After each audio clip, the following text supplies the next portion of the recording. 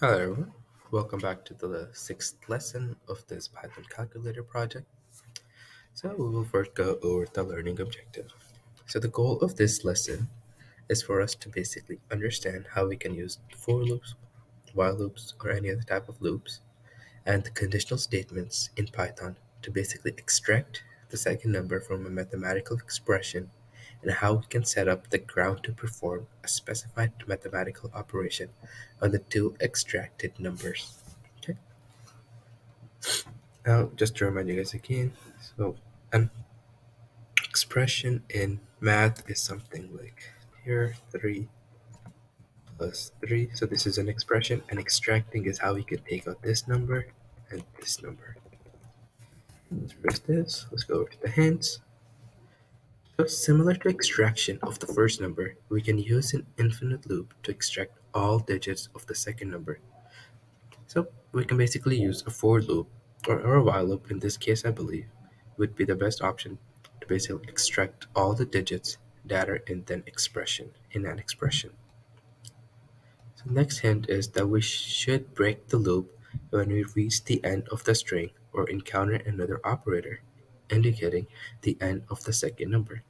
So an example of breaking a loop, let's do that. So I have the code here. Quickly go over it here and comment it. As you can see, on the very first line, we have a while true loop. So it's a forever, the while true, it's forever unless we break it. And then I'm asking the user to basically enter in a number. And if the number that the user enters is 4, it will print good and it will basically break the loop. And then in the case the user does not enter the number 4, it will say not good and it will basically tell the user to try again. So let's run this. So when we run it, we see enter a number. Let's say I enter 5 accidentally. It will say not good, try again. Let's say I enter 4, but I press another 4. 44, not good, try again. As soon as I press 4, it will say good, and it will use this break statement here to break through the loop. Okay, and then the next hint that we're getting is that understand the role of different operators in a mathematical operation can be crucial. So let's just quickly do that here. I don't have an example code, so we can quickly do it. So let's just do it. So num1, and we'll set num1 equal to 5, and we'll make another variable num2, oops, and we'll set that equal to 4. Let's go, see. Now we can perform different operations with these two numbers only. So let's do total, and let's do the first operation, which is the most basic one, which is addition. Let's go print total. Okay. The first operation that we're performing is basically addition. So we're adding 5 and 4. Let's do it. I'm actually going to comment this out so it doesn't always ask us for any number. Now we can just focus on the operations. Okay. So let's when we run this, that should print out 9. So that was the first operation that we did. The next operation we can perform is subtraction. So we just put this minus symbol. So this should print out 1 on the screen here, which it does. The next operation we can do after subtraction is multiplication.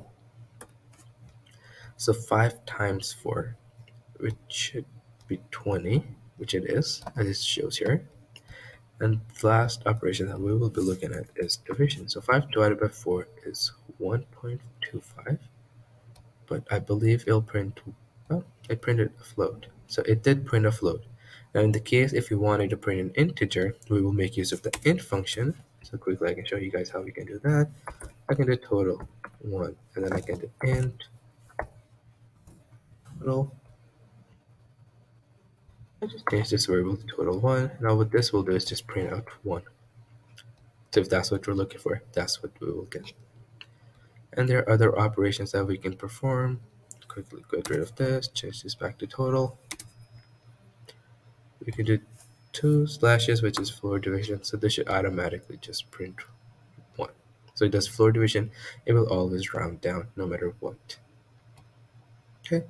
Now there are other, and last one we'll be looking at is the percentage, which I don't think we'll be doing in the calculator, but it's another Rated that is mostly used in Python, so it's the modulus. Once we do this, it should print 1 because 4 goes into 5 one time and there is a remainder of 1. Yeah, let's go back to the lesson. So here's the explanation that you guys will be following to do your code. It's got multiple choice question. So what does num2 equal int str? So this is similar to the question from the previous lesson. So it will basically convert the whole expression into an integer since we're making use of the int function. And the second question we have here is what does the code do after it extracts number 2 from choice?